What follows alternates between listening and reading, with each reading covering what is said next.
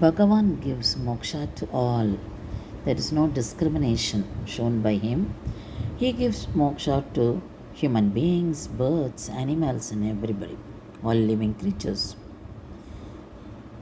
In Ramavatara, Sri Rama gave moksha to all the sages who all were residing in Dandakaranya.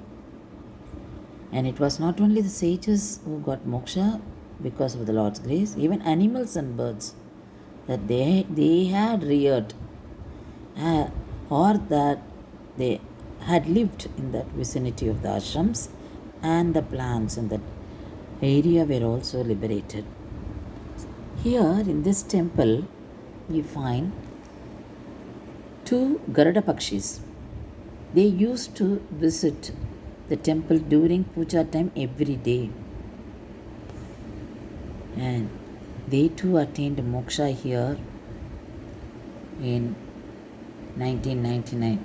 That happened on 18 January 1999. They attained moksha under the Magaram tree. The Magaram tree is Talavriksha tree. And it happened on the Shravana Nakshatra day. People worship this place where these two Garuda Pakshis attained moksha.